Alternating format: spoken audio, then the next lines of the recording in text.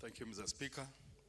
Mr. Speaker, on 27 March 2014, the Member of Parliament for Samburu West, the Honorable Lelelit Lati, requested for a statement on a peaceful demonstration by university students in Mararal that left one person dead and 5 others injured. So, Speaker, the Honorable Member stated that on 13th October 2014, university students demonstrated in Mararal town, alleging that livestock that had earlier been stolen in Suyan were transported to Isiolo from Marti with the full authorization of the OCS. The Honorable Member sought to be informed on the following. 1, the reason why Mararal Police Station refused to fill an OB, occurrence book, Mr. Speaker. Number 2, what action will be taken against the OCS Marti for his involvement in cat rustling by authorizing an illegal transportation of cattle at night? 3, the plans in place to compensate the family of Tom Lekishorimongi.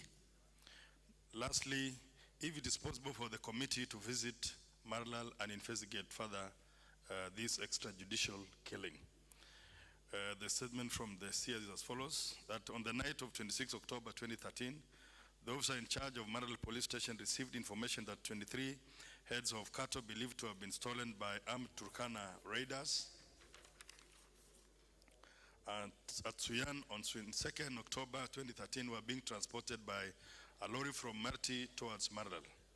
The OCS instructed his officers to intercept the lorry and bring it to the station together with the suspected stolen animals. Subsequently, the officers arrested 3 suspects who were later charged in court via police case file number CR 720/173/213. The Speaker, on 29 October 2013, 15 members of the Turkana community from Marti visited Mararal Police Station and claimed that they were the ones who sold the animals to the suspects and that the cattle were not stolen as alleged. They identified the animals and recorded statements. However, the Speaker, on 30th October 2014 at about 10:30 a.m., a group of Samburu youth students staged a demonstration within the town which was initially peaceful, but on reaching the gate to the police station, they became unruly and stoned the officers, forcing them to take cover. Meanwhile, some of the youth remained at the entrance to the report office, while the rest ran to the police workshop where the aforementioned animals were locked in. They violently broke the steel gate and drove out the animals towards the gate.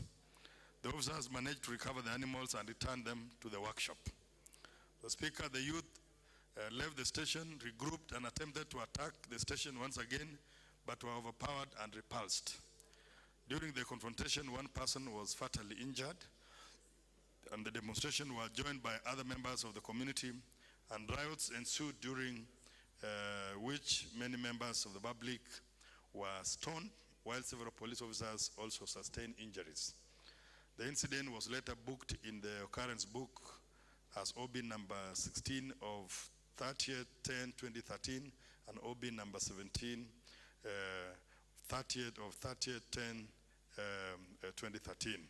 The Speaker, sir, investigations into the incidents have not been finalized by the Director of Criminal Investigations, who took over the investigations on the 19th November 2013.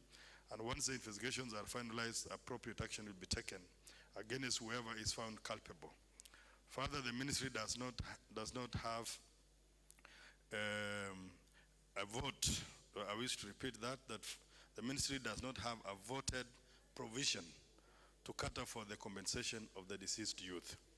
The Speaker, sir, on whether our committee is ready to visit Mararal on a fact-finding mission and report to the House, we are willing as a committee to visit Mararal and come up with a report. I thank you, Mr. Speaker.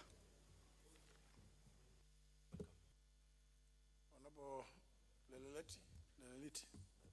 Thank you, Mr. Speaker. I'm one man who believes that Kamama, Honorable Kamama is a very hard-working man and a truly committed man. And I appreciate the fact that he plans to visit Mararal with the committee.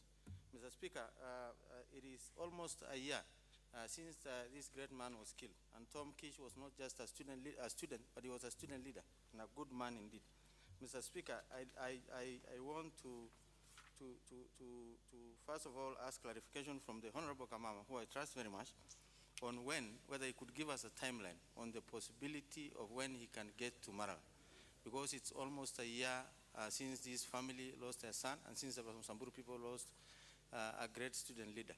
I would appreciate if you can give us a timeline. I know the committee is busy, but I know that would help a great deal to calm tensions as far as the Samburu people are concerned on the killing of this student. Mr. Speaker, the other thing that I want to clarify, is how long does the public prosecution take to get into cases where somebody is been killed? You know, we've lost a human being here, we've lost a life, and it's almost a year, and these guys are still carrying investigations on the obvious. The police, OCS, Mararal shot Tom Kish. Thank you, Mr. Speaker.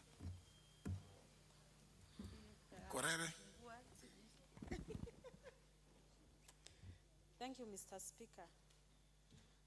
I would like to seek clarification from Honorable Kamama, because if I got the response well, the Honorable Lati has sought clarification on, or he sought a statement on the so-called cattle rustling, which is not cattle rustling as such, but a business which is being conducted by tycoons. Mr. Speaker, what you've just said is quite correct. That, of course, most committees don't have the wherewithal to conduct thorough and very professional investigations, up to and including forensic, evidence. So, Mr. Speaker, we can only go for a fact-finding mission, and I wish to assure my friend Lelelit that we will dispatch our members of our committee to go for a fact-finding mission to Mararal, most probably in a month's time after we are through with Peketoni. So we will do that and then report to the House, Mr. Speaker. Then, Mr. Speaker, I know it is really very painful when you lose a young man, and especially a student who is a leader in the university. It is really not. So we will insist that the Director of Criminal Investigations fast-tracks this investigation so that we can get to the bottom of this, so that those people who are involved in these extrajudicial killings are actually brought to book. We will do that, Mr. Speaker, and we will actually get in touch with the office, and even including summoning him together with the IG so that this case is fast-tracked.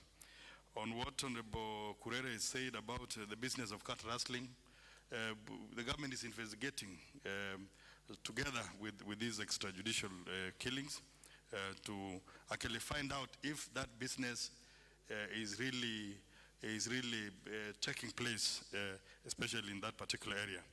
I also wish to remind members that, and even the House, that even IPOA, the Independent Police Oversight Authority, has taken over this matter, and it is investigating it thoroughly. So those will be found, because they're the ones who are policing the police. So an officer will be found to be culpable, will be dealt with properly and according to law, according to the law, Mr. Speaker. Then, of course, I think I've answered what my Vice Chair said about the investigation taking too long. This has to be fast-tracked. And then we will also insist that in that particular area, Mr. Speaker, through the CS, that movement permits must actually be introduced, so that to avoid this issue of moving stolen livestock to other counties from those particular places. I thank you, Mr. Speaker.